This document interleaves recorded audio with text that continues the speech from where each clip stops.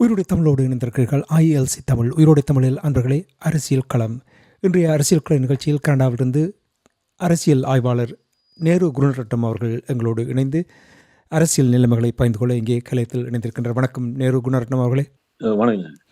உறவுகள் சார்பாக உங்களுக்கு வணக்கத்தை தெரிவித்துக் கொண்டு 2 விடயங்களை முக்கியமாக பார்க்கலாம் என்று நம்புகிறேன் நேரு அவர்களே. முதலாவதாக, இந்தியாவுடைய பிரதமர் நரேந்திர மோடி அவர்கள் 4 நாள் விஜயத்தை மேற்கொண்டிருந்தார். நிறைய ஒப்பந்தங்கள் கைச்சாத்திடப்பட்டதாகவும் செய்திகள் ஊடாக அறியக்கூடியதாக இருந்தது. அது மட்டும் இல்லாமல் தமிழ் தரப்பினரையும் சந்தித்திருப்பதாக செய்திகள் ஊடாக பார்க்கக்கூடியதாக இருந்தது. நீங்கள் நிச்சயமாக இந்த தமிழ் தரப்புகள் சந்தித்தது தொடர்பாகவும் ஒப்பந்தங்கள் தொடர்பாகவும் உன்னிப்பாக அவதானித்திருப்பீர்கள். தமிழ் தரப்பினுடன் என்ன விதமான பேச்சுவார்த்தை இடம்பெற்றது? ஆரோக்கியமான ஒரு பேச்சுவார்த்தையாக நீங்கள் பார்க்கிறீர்களா, அல்லது இதுவும் ஒரு கண் துடைப்பாக பேசினோம் என்ற ஒரு விதத்தில் தான் இந்த சந்திப்பு நடைபெற்றதா? அதாவது இந்த விஜயம் ஒரு புதிய சூழலில் நடைபெற்றது என்பதை நாங்கள் புரிந்து கொள்ள வேண்டும். ஏனென்றால் இந்தியா இலங்கையை அணுகிய காலத்தை கடந்து இப்பொழுது இலங்கை இந்திய உறவை கடந்து உலக அரசியல் சூழலில் ஒரு புதிய மாற்றங்களுடைய ஆரம்பத்தில் நிற்கிறோம். இதே சமீபத்தில் இந்தியாவுடைய வெளியுறவு அமைச்சராக இருக்கக்கூடிய ஜெய்சங்கர் இப்பொழுது அமெரிக்காவை மையப்படுத்தி உலகத்தில் ஏற்பட்டிருக்கக்கூடிய பல அதிர்வலைகளினுடைய ஒரு பதிலாக கேட்ட பொழுது அவர் சொன்னார், இப்பொழுது இந்த அதாவது அரசியலும் பொருளாதாரமும் இராணுவமும் என்கின்ற 3 விடயங்களும் ஒன்றொன்று பின்னி பிணைந்தவை, ஒன்றையும் பிரித்து பார்க்க முடியாது. அப்ப அவர் சொல்லுகிறார், இந்த பொருளாதார ஒழுங்கினுடைய அடித்தளம், அதாவது ஃபவுண்டேஷனே மாற்றம் பெறுகிறது, இது மாற்ற முடியாத மாற்றத்தை நோக்கி நகர்கிறது என்று ஏசியன் சொசைட்டியில வைத்து ஒரு நேர்காணலில் வெளிப்படையாக அதை ஒத்துக்கொண்டார். ஆகவே இந்த புதிய மாற்றத்துக்காக நாங்கள் எல்லாரும் தயாராக வேண்டும் என்பதை சொல்லிவிட்டு இன்னொன்றையும் சொன்னார், இது சீனாவை வேகமாக வளர்த்து விட போகிறது. அதே வேற வெளிப்படையாக ஒத்துக்கொண்டார். இன்றைய புதிய சூழல், இப்பொழுது ட்ரம்பை மையப்படுத்தி உருவாக்கக்கூடிய இந்த மாற்றம் சீனாவுடைய வளர்ச்சியினுடைய ஒரு பெரிய வகைபாகத்தை கொடுக்க போகிறது. இது அவரே வெளிப்படையாக அவருடைய வார்த்தையில் சொன்னார். இப்ப இது இந்தியாவுடைய அவர் என்பது இந்தியாவினுடைய ஒரு சிந்தனை குழாத்தினுடைய வடிவமாக அவர் அதை சொல்லுகிறார் என்றால், முதல் நாங்கள் இதை புரிந்து கொள்வோம். இன்றைய இருக்கக்கூடிய புதிய சூழல், ஆகவே நேற்று என்பது என்ன என்பதை கடந்து இன்றைய ஒரு சூழல் இருக்கிறது. இந்த சூழலுக்கு ஏவாக்கம் அடைகின்ற வகையில் எல்லா நாடுகளும் எல்லா முனைப்புகளிலும் அதை மையப்படுத்தி நகர்கிறது என்பது இன்றைய புதிய புறசூழல். இந்த புறசூழல் என்று யோசித்தோம் என்றால், சீனாவுடைய வளர்ச்சியை இந்திய அதிகார மையம் ஏற்றுக்கொள்கிறது, அதற்கான வாய்ப்பு உருவாக்கப்பட்டிருக்கிறது. இன்றைய அடித்தளம் மாற்றமடைகிறது, இதில் புதிய இணைவுகளும் புதிய ஒருங்கமைப்பும் ஏற்படுகிறது என்பது இன்றைய உலகம் முழுக்க பேசப்படுகிறது. என்று சொன்னால், அதாவது சிங்கப்பூரினுடைய பாராளுமன்றத்தில் வச்சு சிங்கப்பூருடைய பிரதமர் ஒரு உரையை ஆற்றியிருக்கிறார். அதில் பல வரலாற்று முக்கியத்துவமான விடயங்களை அவர் சுட்டி காட்டுகிறார், நேற்று இன்று என்று. ஆகவே நம்மவர்களுக்கு ஒன்று சொல்லிக் கொள்வேன் என்று சொன்னால், எங்களுக்கும் ஒரு அரசியல் இருக்கிறது, அது தனித்துவமான அரசியல் கிடையாது, அது இந்த புறசூழலுக்கு ஏற்ற இசைவாக்கம் அடைய வேண்டிய அரசியல். இப்ப நாங்களே எங்கேயோ நிக்கிறோம்ன்றது வேற விஷயம். ஆனால் சிந்திக்கக்கூடியவர்களுக்கு சொல்லுகிறேன், இது எல்லாத்தையும் நாங்கள் சரியாக புரிந்து கொள்ளவில்லை என்று சொன்னால், சரியாக அறிந்து கொள்ளவில்லை என்று சொன்னால், எங்களுக்கு இந்த உலகத்தில் இடமில்லை. ஏனென்றால் எங்களை கடந்து இந்த உலகம் வேகமாக பயணித்து விடும். அப்ப இன்றைக்கு மோடி இலங்கைக்கு வருகிறார் என்றால், இன்றைக்கு அவர் ஒரு புதிய சூழல்ல வருகிறார். இந்த புதிய சூழலை அவர்கள் புதிய விதத்தில் தான் அணுக முனைவார்கள். அப்ப சீனா வளர்ச்சி பெறுமாக இருந்தால், கொழும்பில் இருக்கக்கூடிய ஆட்சி மையம் இலகுவாக சீனாவுக்கு பின்னால், அது ஏற்கனவே சீனாவுடைய ஆட்சி மையம் தான், அது இலகுவாக முழுமையா போயிடும். அதுக்கான இதை முன்கூட்டியே அவர்கள் கட்டுப்படுத்த வேண்டும் என்றால், அதுக்கான பல முனைப்புகளை அவர்கள் செய்துதான் ஆக வேண்டும். வெற்றி பெறுகிறார்கள் என்பது 2வது விஷயம். 2வது விஷயம், இந்தியாவுடைய வெளிவாரக்குள்ளே இதுக்கு ஏற்ற வகையில் கடந்த காலங்களும் அதுக்கான முதிர்ச்சியை வெளிப்படுத்தியான்னு கேட்டீங்கன்னா வெளிப்படையா நான் சொல்லுவேன், அதுல சவால் நிறைய இருக்கு. அந்த சவாலை அது இந்த முறை கடந்திடுமான்றதும் கேள்விதான். ஆனால் அவருடைய சவாலில் என்ன, கொழும்பு ஆட்சி மையத்தை ஏதோ ஒரு நடுநிலையில் வைத்திருக்க வேண்டும். தங்கள் சார்பாக வைத்திருப்பதை கடந்து முதல் அது முழுமையாக சீனாவுடைய அனுசரணை போக்குகளை போகாமல் பார்த்துக் கொள்ளுகின்ற ஒரு பெரிய பொறுப்பு இருக்குது. ஏன்னா கொழும்பு மையத்துக்கு இப்பொழுது கன சவால்கள் வந்திருக்கிறது. இப்பொழுது பொருளாதார ரீதியாக கொழும்பு மையத்துக்கு உருவாக்கப்பட்ட சவால் என்பது அது கொழும்பு மையம் அதை ஆழமாக உணரும். ஏனென்று சொன்னால் 3 பில்லியனை அமெரிக்காவுக்கு ஏற்றுமதியாக செய்துவிட்டு வெறும் 258 பில்லியனை மாத்திரம் இறக்குமதி செய்து அதில் 88% பற்றாக்குறையை வைத்திருந்தபடியா அது இலங்கை அமெரிக்காவிலிருந்து வருகின்ற பொருட்களுக்கு 88% வரியை போடவில்லை. ஆனால் அந்த பற்றாக்குறை 88%. அதை வைத்துவிட்டு அதுல 44% நான் உனக்கு வரி போடுறேன்னு சொன்னால் இலங்கை ஏற்றுமதி செய்வதில் அறவாசி பொருட்கள் புடவைகள் தான். இதை ஏற்றுமதி செய்ய முடியாத சூழல் வந்தால் 3 பில்லியன் என்பது 90,000 கோடி என்று வைத்துக் கொண்டோம் என்றால் இலங்கைக்கு இந்த ஆண்டு வரவு செலவு திட்டத்தில் ஒதுக்கப்பட்ட செலவினங்களில் 20%. இதை கடந்து ஜிஎஸ்டி பிளஸ் இருக்கிறது ஐரோப்பிய ஒன்றியத்தில், அதுல ஒரு 1.23 பில்லியன் இருக்கிறது. அவை ஒரு பெரிய நெருக்கடிக்கு அது வரும். இப்ப இதுக்கு முதலெல்லாம் நான் உனக்கு நிற்பேன் என்று இவரை கட்டுக்கு வைக்க வேண்டிய பல பொறிமுறைகள் இருக்கிறது. இப்ப இதுல ஒரு விஷயம் இருக்குன்னு சொன்னால் அவர்களுக்கு யார் தேவை என்று சொன்னால் கொழும்பு அதிகார மையம் தான் தேவை. அதுக்கு நாங்கள் தேவைப்படுவோம் வேண்டாம், நிச்சயமாக நாங்கள் எப்பவும் பாடக்காய்கள் தான். அப்ப அப்படி பார்த்தோம்னு சொன்னால் இந்த முறை வளமையான விஜயங்களின் போது தமிழ தரப்பு ஒரு முக்கிய வகிபாகமாக முக்கிய கருப்பொருளாக காட்டப்படும் ஏதோ ஒரு வடிவத்தில் கொழும்பில் சந்திப்புகளை கடந்து அதற்கான ஒரு வகிபாகம் இருக்கும். அது இருந்ததாண்டா இந்த மாதிரி இருக்க இல்லை. சும்மா ஒரு சின்ன சந்திப்புடன் அது கடந்து போய்விட்டது. அதை கடந்து இந்த 3 நாள் பயணத்தின் முழுமையான கருப்பொருளே சிங்கள மக்களை வென்றெடுக்க வேண்டும். அவர்களுக்கு இருக்கிறது அது இவர்களால் சொல்லப்பட்ட ஒன்றுதான். சிங்கள மக்களுக்கு ஒரு அவநம்பிக்கை இருக்கிறது. அந்த அவநம்பிக்கையை நீக்கிவிட்டால் எங்களுடைய உறவு நல்லாக வலுப்படும் என்பதை அதை ஒரு கருப்பொருளாக இவர்கள் வைத்து காட்டினார்கள். அதுக்கான ஒரு இதைத்தான் அன்றாபுர விஜயம் பிக்குவின் காலையில் விழுந்து ஆசீர்வாதம் பெறுவது வரையே அது சென்று முடிந்திருக்கிறது. இதை கடந்து அவை கொழும்பை வென்றெடுப்பதற்கான முயற்சியாக இந்த விஜயம் முழுமையாக இருந்திருக்கிறது. அதில் வெற்றி பெற்றார்களா இல்லையா என்பது இன்னொரு விவாதம். ஆனால் இப்ப இதிலேயே கனவிடயங்கள் காணப்பட்டது. எந்த கொழும்பை வென்றெடுக்க வந்தார்களோ அந்த கொழும்பை முழுமையாக நம்பி வரவில்லை என்பதுதான் அவருடைய இராணுவ பிரசனத்தினுடைய வடிவம். எல்லா இடத்திலும் பாதுகாப்பு என்பது அவ்வளவு விரிவாகப்படுத்தப்பட்ட ஒன்றாக இருந்தது. இன்னொன்று விதத்தில் பார்த்தீங்கன்னு சொன்னால் ஒரு பாதுகாப்பு ஒப்பந்தம் இதில் பெரிதாக பேசப்படுகிறது. இந்த பாதுகாப்பு ஒப்பந்தத்தில் என்னென்னலாம் உள்ளடக்கப்பட்டது என்பதை பற்றி எங்கும் எந்த விதமான ஒரு இதை 2 பகுதியும் வெளியிடவில்லை. நாங்கள் என்ன ஒப்பந்தத்தை கையாத்துட்டோம் என்பதை இதில் 2 விதமாக நடைபெற்றது. அனுர தரப்பினுடைய அமைச்சர் இதுக்கு ஒரு வியாக்கியானம் கொடுக்கிறார். இதுதான் அதனுடைய உள்ளடக்கம் என்று அதை எதையும் காட்டாமல் ஒரு விளக்கம் கொடுக்கிறார். அது சிங்கள மக்களை திருப்திப்படுத்துவதற்காக நாங்கள் எங்களுக்காக வென்றெடுத்த ஒரு ஒப்பந்தம் போல அவருடைய கருப்பொருள் இருந்தது. மறுபுறத்தில் இந்திய தரப்பில் இந்திய ஊடகவியலாளர்கள் அழைத்து இது என்ன என்று பேசப்பட்டது. அதில் பேசப்பட்ட விதத்தில் இந்தியா இலங்கையை கட்டுக்கள் ஒரு பாதுகாப்பு ஒப்பந்தத்தினூடாக கொண்டு வந்து விட்டது போன்ற ஒரு பிம்பம் உருவாக்கப்பட்டது. இந்த பத்திரிகை அவர்கள் கொடுத்த பத்திரிகையாளர் மாநாட்டுக்கு இலங்கையில் இருக்கக்கூடிய பத்திரிகையாளர்கள் சிலர் தெரிவு செய்யப்பட்டு உள்ளே அனுப்பப்பட்டவர்கள் பெரும்பான்மையானவர்களுக்கு உள்ளே செல்வதற்கு அனுமதி வழங்கப்படவில்லை. உள்ளே சென்றவர்களுக்கும் கேள்வி கேட்க அனுமதிக்கப்படவில்லை. ஏன்னு சொன்னால் இந்தியாவில் இருக்கக்கூடிய பெரும்பான்மையான ஊடகங்கள் இப்பொழுது அங்க இருக்கக்கூடிய சில தொழிலதிபர்களின் கையில் முழுமையாக மாறி இருக்கிறது. அவ்வாறு இருக்கக்கூடிய தொழிலதிபர்கள் ஆட்சிக்கு முழுமையாக அனுசரணை வழங்குவவர்களாக இருக்கிறார்கள். ஆகவே அவர்கள் விரும்புகின்ற கருத்தை கடந்து அது இந்தியாவில் பகிரப்படாது. ஆகவே இந்த ஒப்பந்தத்தில் உண்மையாக என்ன இருந்தது என்று சொன்னால் நாங்கள் சும்மா விவாதிக்கலாம் வழிய, ஆனா அதுக்கு நான் 2 தரப்பினுடைய இதையும் பார்த்து 2 தரப்பும் தங்களுக்கு சார்பானது போன்ற ஒரு பிம்பத்தை காட்டினாருடைய அதில் என்ன இருக்கிறது என்பதற்கான உள்ளடக்கத்தை யாரும் எங்கும் வெளியிடவில்லை. பாராளுமன்றத்தில் கொடுக்கப்பட்டு அது வெளியே வருமா?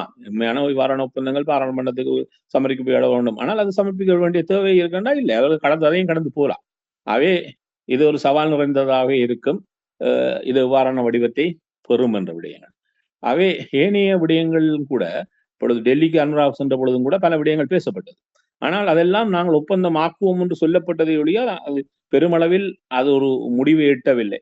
என்றால் இந்த எண்ணெய் குதங்களுக்கான ஒரு குழாயை கொண்டு வந்து திருவண்ணாமலையில் அவற்றை நிரப்பி இதை செய்வது என்கின்ற இதில் கூட அது பேசப்பட்ட பொருளை ஒழிய நான் வெளியே ஒரு அதுக்கான ஒப்பந்தம் போடப்பட்டது போன்ற ஒரு பிம்பம் உருவாக்கப்பட்டது. காங்கிரஸ் துறைமுகத்தை நான் அபிவிருத்தி செய்கிறேன் என்று இந்தியா சொல்லுகிறது.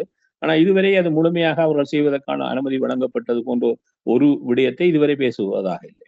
அவை பல விடயங்கள் இப்பொழுதும் இந்த விஜயத்தின் பின்னரும் தொக்கியே நிற்கிறது. ஒரு தெளிவான விடயம் காட்டப்படவில்லை.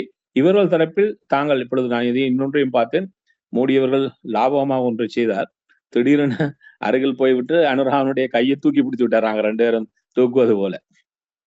இதை பார்த்த பொழுது எனக்கு ஒன்றுதான் சிரிப்பு வந்து சொன்னார். இவ்வாறுதான் சம்பந்தர் ஐயாவை மேடையில் வைத்துக் கொண்டு ரணில் ஒரு முறை தன் கையில் இலங்கையினுடைய கொடியை வைத்துக் கொண்டிருந்தவர் திடீரென சம்பந்தையா என்ற கையையும் பிடித்து அப்படியே தூக்கி பிடித்தார். இருவர் கையிலும் இலங்கையின் கொடி இருந்தது. அதற்காக அவர் நிறைய விடயங்களை அதுக்கு பின்னால் பேச வேண்டி வந்தது. இதே போலதான் மோடி அவருடைய அவ்வாறு சில விடயங்கள் இணைவாக இயங்கியதை கடந்து சில விடயங்கள் விம்பத்துக்காக உருவாக்கப்பட்ட பல விடயங்கள் இந்த விடயத்தில் நடைபெற்று இருக்கிறது.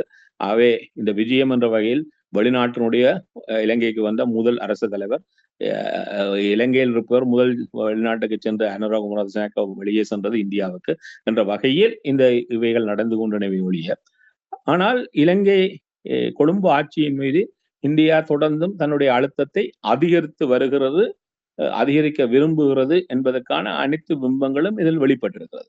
ஆகவே இவற்றை கடந்து இது எவ்வாறு அடுத்தடுத்த கட்டங்களில் இது பரிணாமிக்கும், அதே நேரம் உருவாகி வரக்கூடிய இந்த சூழல்கள் இப்பொழுது புதிய சூழல் ஒன்றுக்குள் வந்திருக்கிறோம். இந்த சூழல் இப்பொழுது அவர் வரும் ஆரம்பத்தில் இருக்கிறது. இது எவ்வளவு விரைவாக மாற்றங்களுக்கு உள்ளாகும், இந்த மாற்றங்கள் எவ்வாறான சூழலுக்கு எங்களை அடுத்த இதுக்கு இட்டு செல்ல போகிறது, அவற்றினுடைய எல்லாத்திலும் அதாவது சொல்வார்கள் ஒரு விடயத்துக்கு நிறைய வேரியபிள்ஸ் இருக்க வேண்டும். இப்பொழுது நிறைய வேரியபிள்ஸ் இதுக்குள் இருக்கிறது. இந்த வேரியபிள்ஸ் எவ்வாறான மாற்றங்களுக்கு உள்ளாகிறது என்பதை மையப்படுத்தியதாக இந்த சூழல். ஆகவே ஒரு விஜயம் எதையும் தீர்மானித்து விடக்கூடிய சூழலில் நாங்கள் இன்று இல்லை என்பதை நாங்கள் புரிந்து கொண்டால், நாங்கள் இதில் மிக அவதானமாக இருக்க வேண்டும், புரிந்து கொள்ள வேண்டும். இந்த மாற்றங்களின் ஊடாகத்தானே ஏற்படுகின்ற மாற்றங்களில் எங்களுக்கு எது வாய்ப்பானதோ அதை சரியான நேரத்தில் சரியான களத்தில் நகர்த்தப்பட்டால் தமிழர்களும் தங்களுக்கானதை பெற்றுக்கொள்ள முடியும். ஆக இந்த சந்திப்புகள், தமிழர்கள் பேசியது எதையும் மாற்றிவிடப் போவதில்லை என்பதுதான் உண்மை. ஆகவே தமிழர்களுக்கு ஒரே ஒரு விடயம் இருக்கிறது. எதிர்காலம் ஒரு சவால் நிறைந்த ஒரு எதிர்காலத்தை உலகம் சென்று கொண்டிருக்கிறது. இந்த சவால் நிறைந்த உலகத்தினுடைய மாற்றங்களுக்கு தமிழர்கள் லாபகமாக எதை பெற்றுக்கொள்ள முடியும் என்பது அவருடைய செயற்பாட்டிலும் சிந்தனைகளும் தங்கி இருக்கிறது. அதற்காக தமிழர் சமூகம் தயாரிக்கப்பட்டிருக்கிறதா, அவ்வாறான சிந்தனையை நோக்கி அது நகர்றதா என்ற ஒரு பெரிய கேள்வி எங்கள்கிட்ட வைத்தால், அந்த கேள்வியை ஒவ்வொருவருமே விட்டு விடுகிறேன், நான் சிந்திக்கக்கூடியவர்களிடையே விடுகிறேன். யோசித்து பாருங்கள், அதுக்கான பதில் யாரிடமும் ஆம் என்று வருமா என்று. இல்லை என்று சொன்னால் அதற்கான பொறுப்பும் அதற்கான தேடுதலும் அதற்கான வளப்படுத்தலும் எங்களிடம் தான் இருக்கிறது. அவன் தவறை எங்களிடம் வைத்துக் கொண்டு ஏனையவரிடம் குற்றம் சாட்டுவதை நான் ஒரு நாளும் ஏற்றுக்கொள்வதில்லை என்று சொன்னால், நான் தான் எனக்கு பசிக்கிறேன்னா நான் தான் சாப்பிட்டாக வேண்டும். நான் பசிக்கிறதுன்றா கண்டு இன்னொருவன் சாப்பிட முடியாது.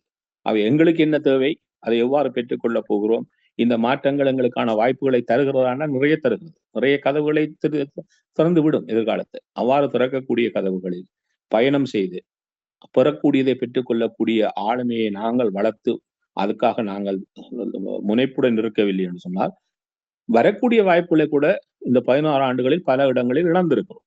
அதே போன்று எதிர்காலத்திலும் இழக்கிற வாய்ப்பை தருமா என்றால் தரும். அது தராமல் இருக்க வேண்டும் என்று சொன்னால் நாங்கள் நிறைய மாற வேண்டும், நாங்கள் நிறைய சிந்திக்க வேண்டும், நாங்கள் நிறைய செயற்பாட்டுக்கு வந்தாக வேண்டும். அதாவது இது ஒரு இலங்கை தீவுக்குள் மாத்திரம் மட்டுப்படுத்தப்பட்ட சிந்தனை அல்ல. உலக பரப்பு முழுக்க பறந்து வாழுகிறோம் என்பது செய்தி. ஆனா அந்த பறந்து வாழ்வதனூடாக நாங்கள் அறுவடைகளை பெறுகிறோம், அது வாய்ப்பாக மாறி இருக்கிறது என்று சொன்னால் மாற்றம் எங்களிடம் தான் இருக்கிறது. ஆக மோடி அவருடைய 3 நாள் விஜயம் முடிவு பெற்றுவிட்டது. அவர் இப்பொழுது அவர் வேறு களத்துக்கு போய்விட்டார். இலங்கை தேர்தல் களத்துக்கு அடுத்த 1 மாதமும் பயணிக்க போகிறது. இந்த 1 மாத ஆகவே களங்கள் மாறிவிட்டன. இப்பொழுது மாறிக்கொண்டிருக்கக்கூடிய இந்த களங்களுக்கு நாங்கள் என்ன மாற்றத்தை உருவாக்க பயணிக்க போகிறோம் என்பது தமிழருக்கு முன்னால் இருக்கக்கூடிய கேள்வி. அதற்கான பதிலை நாங்கள் தான் கண்டாக வேண்டும். இப்போ தமிழர் தரப்பு தொடர்பாக நாங்கள் அடிக்கடி பேசிக்கொண்டு வருகின்றோம். ஒரு சரியாக செயல்படாத நிலைமை இருக்கின்றது. இப்போ ஒரு சந்தர்ப்பம் வந்திருந்தது. மோடி அவர்களை சந்திப்பது ஒரு சந்தர்ப்பம். அந்த சந்தர்ப்பத்தை கூட இவர்கள் சரியாக பயன்படுத்தி இருக்கிறார்களா? அல்லது என்னதான் பேசப் போகின்றோம், என்னதான் திட்டத்தோடு இந்த விடயங்களை நாங்கள் கையாள வேண்டும் என்று அவ்வாறு சந்தித்திருக்கிறார்களா? அல்லது வெறுமனவே இன்னுமொரு சந்தர்ப்பத்தை நழுவ விட்டு விட்டார்களா? நான் இவ்வாறு தமிழர்களுடைய சந்திப்புகளில் கடந்த 35 வருடமாக புலம்பெயர்ந்த நாடுகளில் இருந்து இருக்கிறேன். என்ன நடைபெறும் என்று சொன்னால், ஒரு தமிழன் வரைக்க ஒரு முறை ஒரு அமைச்சருடன் கனடாவில் சந்திப்பு, சரியாக 22 ஆண்டுகளுக்கு முன்னர் 2 தரப்பாக வந்திருந்தார்கள். ஒரு தரப்புக்கு ஒரு விடயத்தை பேசுகிறது, அதற்கான பதிலை அடுத்த தரப்பு தந்து கொண்டிருக்கிறது. அடுத்த தரப்பு பேசுறது, இந்த தரப்பு பதில் சொல்லிக் கொண்டிருக்கிறது. அமைச்சருக்கு எதுவும் பதில் சொல்ல வேண்டிய அவசியம் இல்லை. இங்கேயும் அங்கேயும் பார்த்து கொண்டே இருந்தார். இது என்ன நடைபெறும் சொன்னால், நானா நீயா என்பது போட்டியில் தான் நாங்கள் இப்படி பிரிந்து போய் நிற்பதனால் களம் உருவாக்கப்படுகிறது. நாங்கள் ஒரு விடயத்தை பேசுவதற்கு நாங்கள் ஒன்றும் தயாராக இல்லை. கனடாவிலிருந்து 2013ஆம் ஆண்டு ஒரு குழு அனுப்பப்படுகிறது. அமைச்சர்கள் உள்ளடக்கிய குழு போய் இலங்கை நிலவரத்தை கண்டறிவதற்காக. அவர்கள் வந்துவிட்டு சொன்னார்கள், நாங்கள் பல தரப்புடன் பேசினோம். எல்லா தரப்புடமும் 3 விடயங்களை உங்களுக்கு முதன்மையானதாக தமிழக சொல்லுங்கள் என்று கேட்டோம். அதை குறிப்பெடுத்துக் கொண்டோம். பின்னர் எல்லாரிடம் பேசியதை வைத்து எதை அதிகமாக பேசினார்கள் என்று பார்த்தால், ஒரு விடயத்தை இன்னொரு தமிழர் குறிப்பிடவில்லை. எல்லாரும் 3 புதிய விடயங்களை சொல்லியிருந்தாங்க. அவை உங்களுக்கு எது முக்கியமானது என்பதை புரிந்து கொள்வதே எங்களுக்கு கஷ்டமா இருக்கிறது. அப்ப இது 2 முக்கியமான விடயங்கள். இவ்வாறு தான் எங்களுடைய விடயங்கள் இருக்குது. சந்திப்புக்கு ஒன்றுக்கு மேற்பட்டவர்களை அழைத்தவர் வெற்றி பெற்று விடுவார்.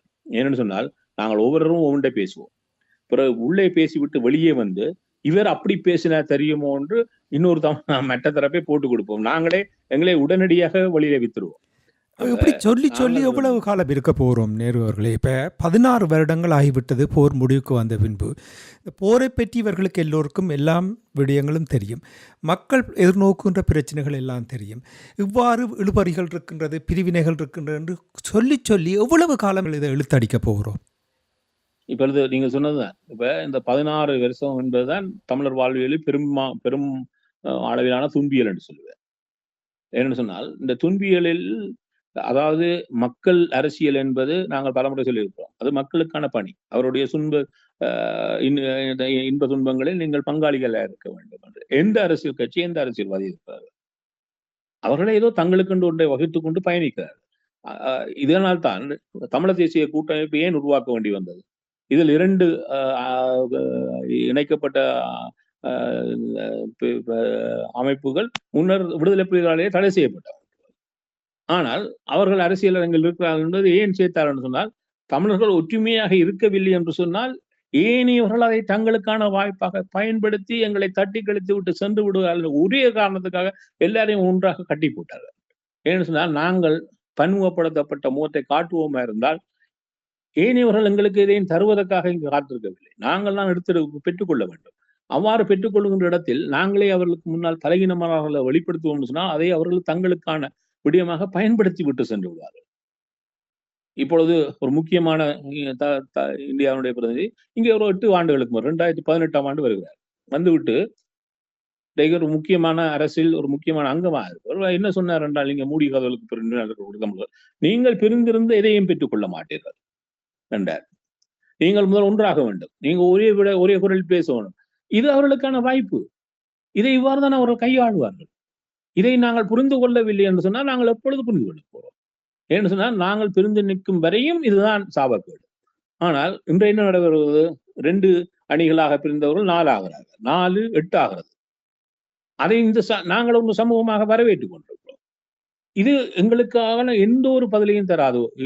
என்றால் இது ஒரு பலகீனத்தினுடைய உச்ச வெளிப்பாடு. இதைத்தான் அங்கும் போய் என்ன செய்கிறோம்? சந்திப்பவரிடமும் ஒவ்வொருவரும் ஒவ்வொரு கதையை சொல்லுகிறோம். முன்னர் இருந்து பேசுவதில்லை, முன்னர் இருந்து திட்டமிடுவதில்லை. உங்களுக்கு என்ன கோபம் இருக்கட்டும், இந்த இதில் என்னன்னா குறைந்தபட்சமாக இருந்து ஒரு குறைந்தபட்ச இதை எல்லாரும் ஏற்றுக்கொண்டு அதை கொடுங்கள்.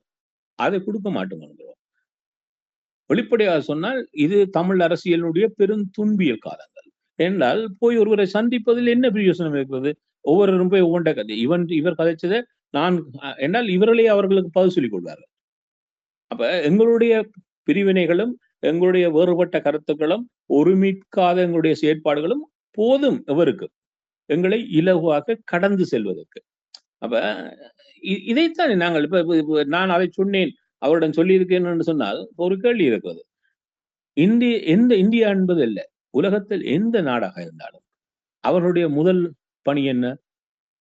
தங்களுடைய நாட்டின் நலனை முதன்மைப்படுத்துவது, அதை உறுதிப்படுத்துவது. எது தேவை இருக்கிறதோ அந்த இடத்தில் அதை முதல் உறுதிப்படுத்தி விட்டுத்தான் அதுக்கு பின்னரான் எல்லாம். அப்ப அவர்கள் உறுதிப்படுத்துகின்ற இடத்துல நாங்கள் எங்களுக்கானதை சேர்த்துதான் பெற்றுக்கொள்ள முடியும். தனித்துவமாக இதையும் பெற்றுக்கொள்ள முடியாது என்ற உலகில். அவருடைய நலன்களுக்கு கூட எங்களுடைய நலன்களை உறுதிப்படுத்துகிற கட்டித்தனம் இருக்க வேண்டும். அப்ப அவருடைய நலன்களுக்கு எங்களுடைய நலங்களையும் பெற்றுக்கொள்வதாக இருந்தால் அதற்கான ஒரு கதவை திறந்து வைத்துக் கொண்டு தானே பேசலாம். சரி, உங்களுடைய நலனும் எங்களுடைய நலனும் எவ்வாறு பின்னி பிணைந்திருக்கிறது, அதை நாங்கள் அந்த இடத்துக்கே வர்றோம் இல்லை. நாங்கள் முதல் எங்கள்ட சண்டையே அவர்களுக்கு முன்னால் தான் தீர்வுக்காக போய் நிற்கிறோம். பாருங்கள், நான் இவருக்கும் எனக்கும் பிடிக்காது, நீங்களும் தீர்த்து வைக்கிறீரான்னு கேட்டால் அவர் இதை தீர்த்து விட்டாலே காணுமே, வேற இதை தர வேண்டும். அப்ப எங்களுடைய இந்த அணுகுமுறை புரிதல் என்பது இது இப்ப ஒரு வர்த்தகத்தில் இருப்பவர்கள், நாங்கள் ஒரு வர்த்தக போட்டியில் இருக்கிறோம்னு சொன்னால் அதில் ஒரு ஒரு ஒரு யார் முனைப்பாக செயற்படுகிறான், சிறப்பாக செயற்படுகிறான் என்பவன் வென்று கொள்வார். அது போன்றுதான் ஒவ்வொரு விடயங்களும் அரசியலும் நாங்கள் எவ்வளவு சிறப்பாக செயற்படுகிறோம், இவ்வளவு ராஜதந்திரமாக செயற்படுகிறோம், இவ்வளவு இது என்பதை மையப்படுத்தி இருக்கிறது எங்களுடைய வெற்றிகள். இவ்வாறு தங்களுக்குள்ளேயே பிரிந்து அடித்துக் கொள்பவர்களுக்கு யாரும் ஏன் பெற்றுக் கொடுக்க வேண்டும்? பெற்றுக் கொடுப்பதனால் அவருக்கு என்ன இருக்கிறது? ஏன்னா நாங்களே பலகீனத்தினுடைய உச்சத்தில் இருக்கிறோம். இதனூடாக அவர் பெற்றுக்கொள்ள முடியுமா? முடியாது. அவை இன்றைக்கு பலத்திலே கொழும்பில் ஒரு ஆட்சி இருக்கிறது, 3-2 பெரும்பான்மையை கொண்டிருக்கிறது. ஆகவே அந்த ஆட்சி வலுவாக இருக்கிறதுன்னு சொன்னால் அதை வென்றெடுப்பது தானே யாரும் முனைவான். அப்ப எங்களுடைய நிலம் எவ்வளவு பலகீனமாக இருக்கின்றதை புரிந்து கொண்டிருக்கிறோமா? புரிந்து கொண்டா அதுக்கேற்ற மாதிரி எல்லாம் எங்களை வகுத்துக் கொள்ள வேண்டும். அவ்வாறு தானே இப்ப இந்த முறை இந்த விஜயத்தின் பொழுது நாங்கள் எவ்வளவு மோசமாக புறம் தள்ளப்பட்டிருக்கிறோம் என்பது அந்த அந்த விஜயத்தினுடைய எல்லா விடயங்களையும் கூர்ந்து கவனித்தால் புரியும். புரிந்தால் என்னன்னா, அதை புரிந்து கொண்டு நாங்கள் இதை ஏதாவது முதிர்ச்சியை காட்டி இருக்கிறோமா? இல்லை. சும்மா போய் சந்திப்பதற்கு ஒரு வாய்ப்பு தரப்படும், அது நிச்சயம் வழங்கப்படும். என்றால் எங்களுக்கு முதல் மலைய தமிழர்களுக்கும் ஒரு வாய்ப்பு கொடுக்கப்பட்டது. முஸ்லிம் தலைமைகள் இந்த முறை முழுமையாக இதில் புறம் தள்ளப்பட்டிருக்கிறார்கள். கொழும்பிலேயே அவர்கள் புறம் தள்ளப்பட்டவர்களாக தான் மாற்றப்பட்டிருக்கிறார்கள். ஆகவே அதை வாய்ப்பாக வைத்துக் கொண்டு எங்களிடம் ஒருக்கா பேசியிருக்கிறார்கள், அவ்வளவுதான். இப்ப இதை வைத்துக் கொண்டு நாங்கள் என்ன செய்ய போகிறோம் சொன்னா, இதால எதுவும் மாற்றம் பெருமா சந்தித்து எதுவும் கொடுத்தாலும் நான் சொல்ல முடியாது, நடக்காது. ஏனென்றால் நாங்கள் அந்த மாற்றத்தை எங்களிலிருந்து வெளிப்படுத்தி ஆக வேண்டும். நாங்கள் வெளிப்படுத்தவில்லை என்று சொன்னால், ஏனென்றால் எனக்கும் நீ ஏதாவது அதான் ஒரு சின்ன வடிவத்தில் சொன்னால், தேசிய தலைமை பல முறை தன்னுடைய மாவீர நாள் உரைகளில் ஒன்றை சொல்லுவார். இன்று உலக வெள்ளாதிக்க சக்திகளுடைய அரசியல் களமாக இந்து மகாசமுத்திரம் மாற்றப்பட்டிருக்கிறது. இங்கு ஒரு சதுரங்க விளையாட்டு விளையாடப்படுகிறது. இதில் விரும்பியோ விரும்பாமலோ நாங்கள் பங்காளியாக்கப்பட்டிருக்கிறோம். ஆகவே இந்த விளையாட்டை நாங்கள் விளையாடித்தான் ஆக வேண்டும். இது யாராவதுக்கு புரிந்ததான்னு கூட, இன்றைய இருப்பவர்களுக்கு புரிகிறதான்னு கூட தெரியவில்லை. ஏன்னு சொன்னால், இந்த சதுரங்க விளையாட்டில் பங்காளியாக வேண்டும் என்றால் நான் அந்த பங்காளி ஆகிறதுக்கான வல்லமை கொண்டவனாக, அதில் எனக்கு ஒரு இடம் இருக்கிறது என்பதை உறுதிப்படுத்தக்கூடியவனாக இருக்க வேண்டும். முன்னர் நாங்களிடம் நிலம் எங்கள் கையகத்தில் இருந்தது, நாங்கள் ஒரு வல்நிலையில் இருந்தோம். அதனால் அந்த பங்காளி நிலையை வாங்கக்கூடிய ஒரு வல்நிலையும் இருந்தது.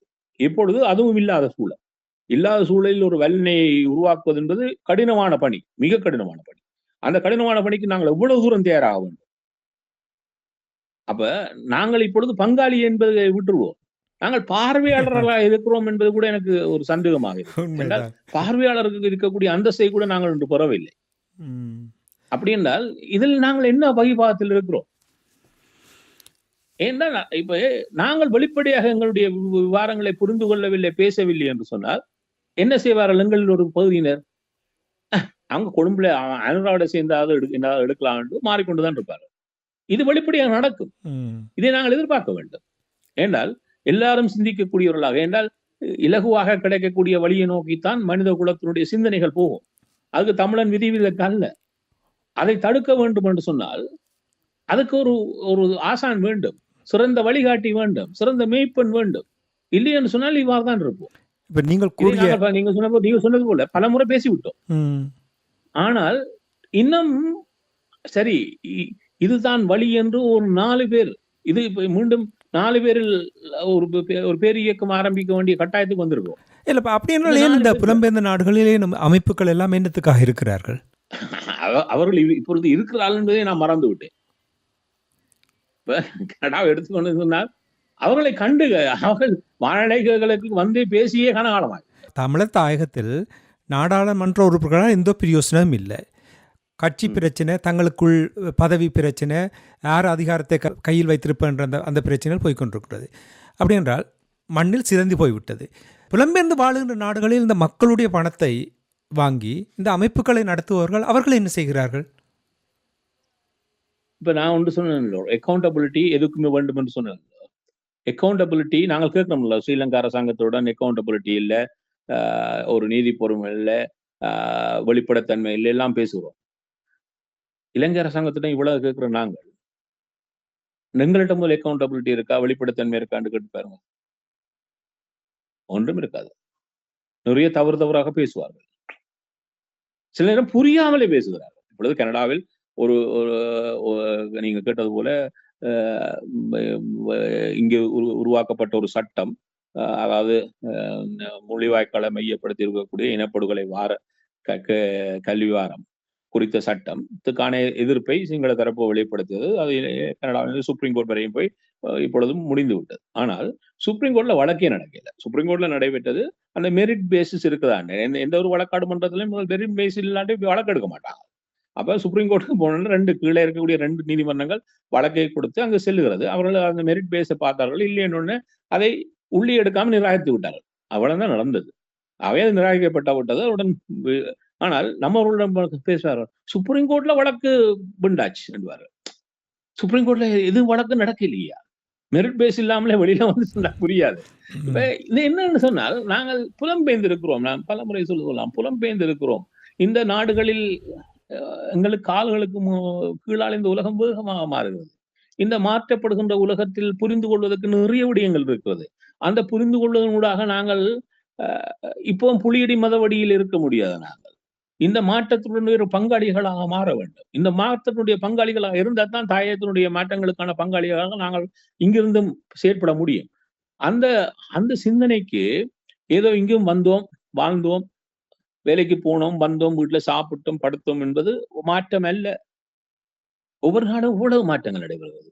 இந்த மாற்றங்களுக்கான விடயங்களில் நாங்கள் இதை கற்றுக்கொள்கிறோம், அதனூடாக எண்ணத்தை வெளிப்படுத்துகிறோம்.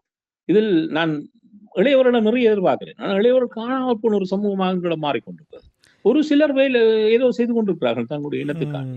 ஏன்னு சொன்னால், பெரும்பான்மையானவர்களுக்கு இந்த விடயங்கள் புரிதல் இல்லை. நாங்கள் ஒரு இனம் என்கின்ற ஒரு வட்டத்துக்குள் நாங்கள் எங்களை நிறைய வளர்த்தெடுத்துக்க வேண்டும் என்கின்ற ஒரு செயற்பாட்டு வடிவம். இப்பொழுது தாயத்தை விட்டு விடுவோம் வெளிநாட்டு அமைப்புகளிடம். இந்த வெளிநாட்டு அமைப்புகளுக்கு தங்கள் நாடுகளில் வாழுகின்ற மக்கள் சார்ந்தும் பணி இருக்கிறது தானே, யாராவது செய்கிறார்?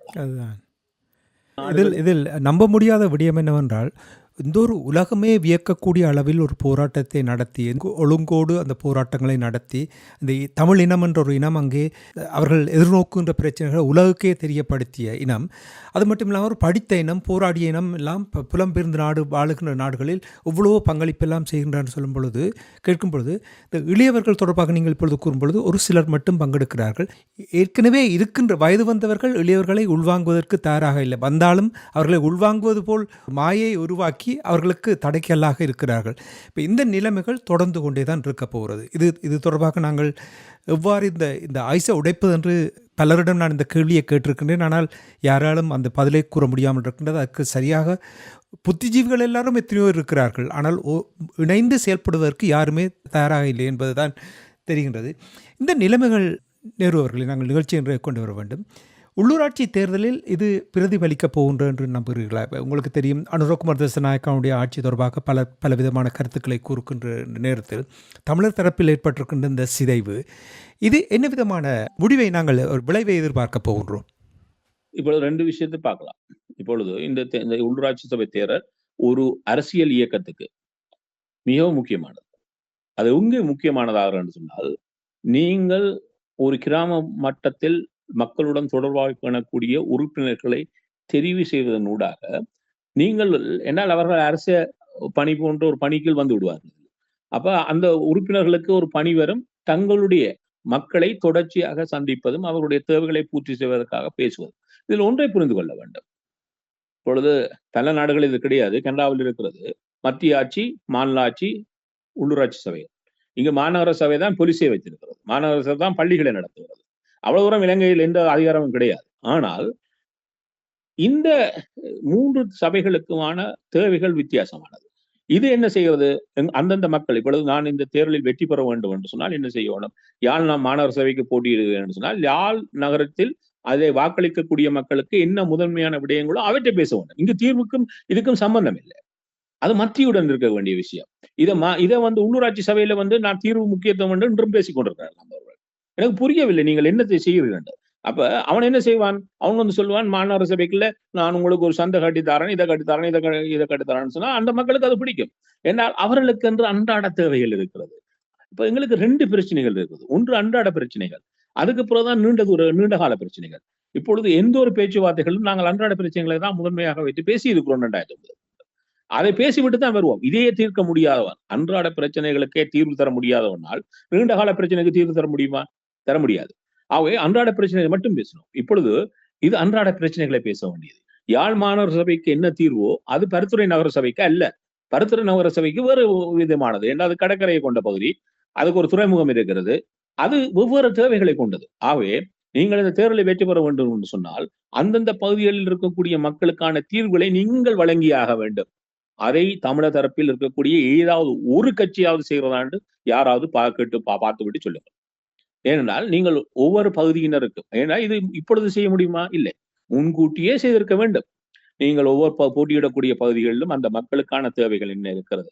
இது நகர சபைக்கு நகர சபை இது வேறுபடும், பிராந்தியத்துக்கு பிராந்தியம் வேறுபடும், மாநிலத்துக்கு மாநிலம் வேறுபடும். யாழ்ப்பாணத்தில் இருப்பது முல்லைத்தீவுக்கு உள்ள பிரச்சனை அல்ல. முல்லைத்தீவில் இருப்பது வவுனியாவுக்கு இருக்காது, வவுனியாவில் இருப்பது மட்டக்களப்புக்கு இருக்காது, மட்டக்களப்புக்கானது மட்டக்களப்பு பிரச்சனை மட்டும் பேச வேண்டும். அந்த சபைகளில் என்ன விடயங்கள் முதன்மைப்பட்டதோ அதை முதன்மைப்படுத்தி பேசுங்கள், வெல்ல முடியும், மக்களுக்கு நம்பிக்கையை கொடுக்க முடியும். அது இன்று முன்னேற்று உருவாக வேண்டுமா? இல்லை. இதனுடைய விளைவுகளைத்தான் இந்த தேர்தல் முடிவில் நாங்கள் பார்க்க போறோம். மிக அவலமாக இருக்கிறது. இப்ப சிங்கள தரப்பில் என்ன விடயம் இருக்கிறதுன்னு சொன்னால், இப்பொழுது ஆட்சியில் இருக்கக்கூடிய அனதரப்புக்கு சிங்கள தரப்பில் ஜனாதிபதி தேர்தலில் 3 பேர் பெரும்பான்மை போட்டியில் இருந்தார்கள். ரணில் விக்ரமசிங்க, சஜித் பிரேமதாச, அனுரகுமார திசாநாயக்க.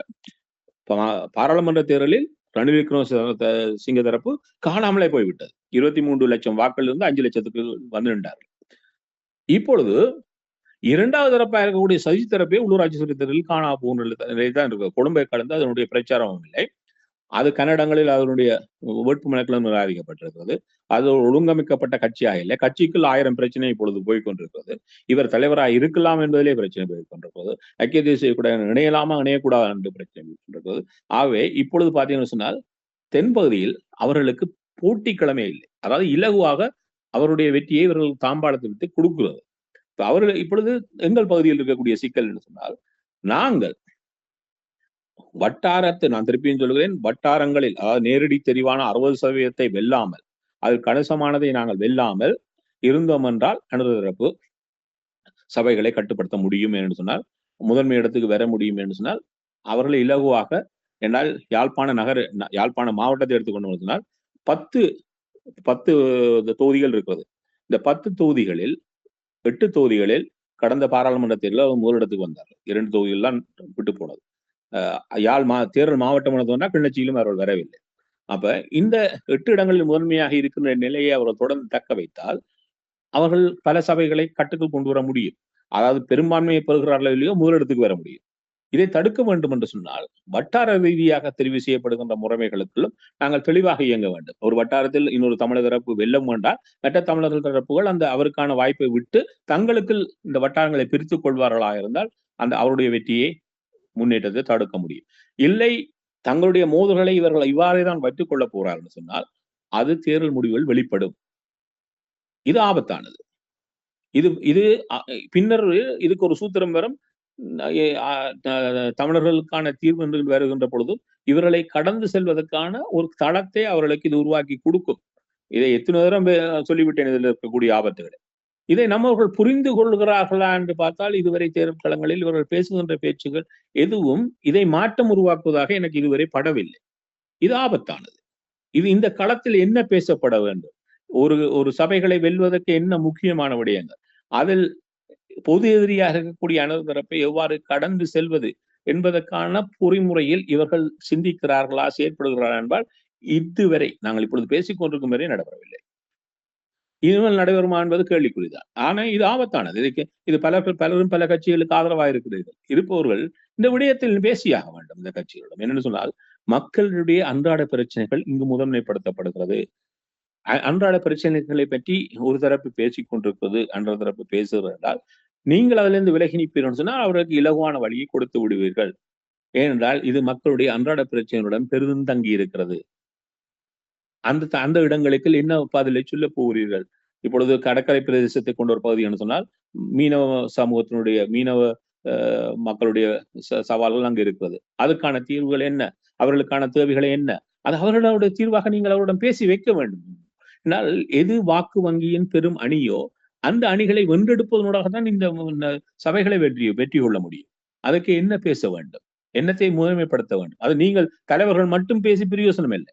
நீங்கள் அந்தந்த சபைகளுக்கு முதன்மைப்படுத்தக்கூடிய உங்களுடைய வேட்பாளர்களுக்கு நீங்கள் அதை தெரிவுபடுத்தணும். அவர்களால் மக்களை சந்திக்க முடியும். நீங்கள் எல்லாரும் போய் இப்ப தலைவர்கள் மாற்றம் நீங்கள் போய் சந்திக்க போறீங்கன்னு நீங்கள் எப்போ முடிக்க போறீங்க தேர்தல்களை? அவை ஒவ்வொரு நாளும் அந்த மக்களை சந்திக்க வேண்டியவர்களாக உங்களுடைய வேட்பாளர்களாக இருக்கிறார்கள். அதிலும் குறிப்பாக நீங்கள் வட்டாரத்துக்கு நியமித்தவர்கள். ஏன்னா அந்த வட்டாரத்தில் நியமித்தவர்கள் வட்டார ரீதியாக போட்டியிடுகிறார்கள். ஏனையவர்கள் விதாசாரத்தில் வரக்கூடியவர்கள். ஆனா அவர்களையும் சேர்த்ததாக இந்த ஒவ்வொரு வட்டாரத்துக்கும் நீங்கள் நியமித்தவர்கள் அந்த வட்டாரத்துக்குள் அவர்கள் தங்களுடைய பிரச்சாரத்தை முன்னெடுத்தாக வேண்டும். அந்த பரப்புரையை முன்னெடுக்கின்ற பொழுது என்ன விடயங்களை அவர்கள் அந்த வட்டாரத்தை முதன்மைப்படுத்த போகிறார்கள், அதனூடாக அந்த மக்களை எவ்வாறு ஒன்றெடுக்க போகிறார்கள், இதெல்லாம் இவற்றை தான் நான் சொல்லுது ஒழுங்கமைக்கப்பட்ட குழு. இந்த வேட்பாளர்களுக்கு அந்த தகுதி இருக்கிறதாண்டா இல்லை. என்ன பாராளுமன்ற உறுப்பினர்களுக்கு அந்த பாராளுமன்ற உறுப்பினராக இருந்து செயற்படுகின்ற தகுதியே எங்கள் பெரும்பான்மையினரிடம் கிடையாது என்று. ஆகவே நீங்கள் நியமித்த வேட்பாளர்கள் இதுக்கு தகுதியானவர்களா என்பது எங்களுக்கு தெரியாது. ஆனால் அவர்களுக்கு இந்த விடயத்தை சொல்லிக் கொடுத்து அவர்களுக்கான பயிற்சியை கொடுத்து இதை நீங்கள் அந்த களத்தில் சென்று இதை இவ்வாறு முன்னெடுங்கள் என்பதை நெறிப்படுத்தக்கூடிய ஒரு ஆற்றல் உள்ள குழு உங்களுக்கு தேவைப்படுகிறது. அந்த குழு நீங்கள் வைத்திருக்கலாம் என்பது கூட தெரியாது. அவ்வாறெல்லாம் நீங்கள் செயற்படவில்லை என்று சொன்னால் இந்த தேர்தல் களம் ஆபத்தானதாக அமையும். இதனுடைய முடிவுகளை நான் இப்பொழுது சொல்ல மாட்டேன். ஏன்னா தேவையில்லை.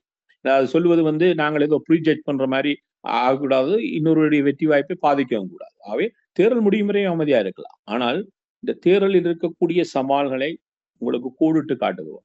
இந்த கோடிட்டு காட்டுவதை என்னென்று சொன்னால் இந்த மாற்றத்துக்கு இன்னும் 1 மாதம் இருக்கிறது. முடிந்தால் அதில் இந்த 1 மாதமும் கடினமாக முயன்று பாருங்கள். முயன்று பார்ப்பதனூடான மாற்றத்தை நீங்கள் வெளிப்படுத்துவீர்கள் என்றால் அது வெளிப்படும். என்று சொன்னால் கடந்த பாராளுமன்ற தேர்தலில் தமிழர் தரப்பில் இருக்கக்கூடிய எல்லா கட்சிகளும் நீங்கள் உங்களுடைய வாக்கு வங்கியை வீழ்ச்சியடைய அனுமதித்திருக்கிறீர்கள். 1,10,000 பெற்ற தமிழரசு கட்சி யாழ் மாவட்டத்தில் ஒரு மாவட்டத்தை ஒரு உதாரணத்துக்கு சொல்றேன். எல்லா நேரம் மற்ற மாவட்டங்களை தவிர்த்து விட்டோம் நினைத்துவிடக்கூடாது. யாழ் மாவட்டத்தில் 68,000 வந்தீர்கள். நீங்கள் கிட்டத்தட்ட 42,000 வாக்களை இழந்தீர்கள். எதற்காக? நீங்கள் பிரிந்தீர்கள் என்பது இன்னொன்று, அதுக்கு ஒரு காரணம். அது மட்டும் காரணமாக இருக்க முடியாது. காங்கிரஸ் 55,000 27,000 வந்தீங்கள். அரவாசி ஆனீர்கள். ஏன்? எதற்காக அந்த வாக்கு வங்கி இழக்கப்பட்டது? அந்த வாக்கு வங்கியை மீண்டும் கட்டி எழுப்புவதாக இருந்தால், அந்த வாக்கு வங்கியை மீண்டும் அழைத்து வருவதாக இருந்தால் என்ன செய்ய வேண்டும்? திட்டமிடுங்கள். நீங்கள் அந்த திட்டமிடுவதனூடாகத்தான் நீங்கள் இப்பொழுது சங்கை வைத்துக் கொண்டால் நாங்கள் வெற்றி விட்டுடுவோம், அரியந்தனம் 1,20,000 யாழ்ப்பாணத்தில் பெற்றதானே எங்களுக்கு என்று யோசித்தீர்கள். இப்பொழுது உங்களுடைய வேட்புமனுவே நிராகரிக்கப்பட்டது. வெறும் ஒரு அடையாள சின்னம் மற்றும் வெற்றியை தராது. அதுக்கான ஒரு கடினமான உழைப்பு இருக்கிறது. நீங்கள் குறுகிய வழிகளில் சிறிய சிந்தனைகளுடன் பயணிக்க முனைகிறீர்கள். இது தமிழினத்துக்கு உதவாது, உங்களுக்கு உதவாது.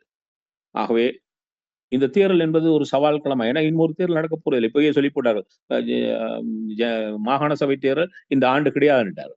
எனக்கு அடுத்த ஆண்டு ஒரு மாகாண சபை தேர்தல் வருமானது கூட எனக்கு சந்தேகம் இருக்கிறது. ஏன்னு சொன்னால் இது நீண்டு செல்கின்ற பொழுது இவர்களுக்கு எதிரான வினை அப்பொழுது அதிகரிக்கும். அப்பொழுது ஒரு தேர்தலில் தோல்வியை அவர்கள் சந்திக்க அனுமதிக்க மாட்டார்கள். என்றால் இது நீதிமன்றத்தினுடைய உத்தரவு உள்ளூராட்சி சபை தேர்தலை நடத்தியாகும்.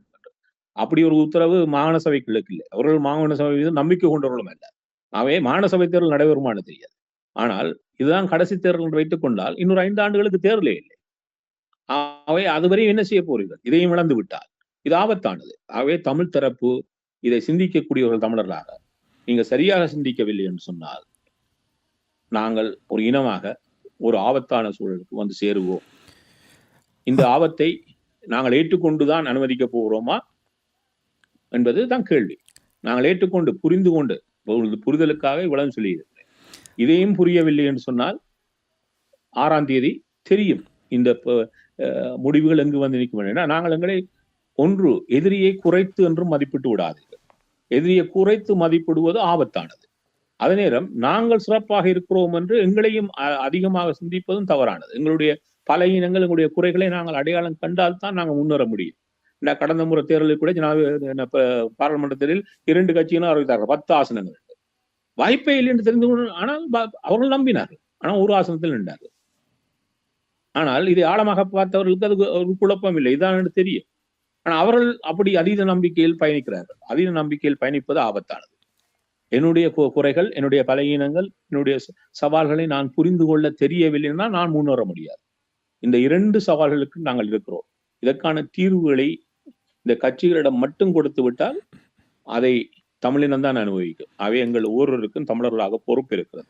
இது புரிந்தால் நாங்கள் இந்த மாற்றத்துக்கு ஒரு காரணமாக அமைய வேண்டும், அதுக்கான ஒரு புள்ளியாக அமைய வேண்டும். இந்த மாற்றத்துக்கான அழுத்தத்தை நாங்கள் கொடுத்தே ஆக வேண்டும். எங்களிடம் இந்த அழுத்தம் பெறவில்லை என்றால் இந்த அரசியல் கட்சிகள் வாழ்க்கையிலும் திருந்த மாட்டார்கள்.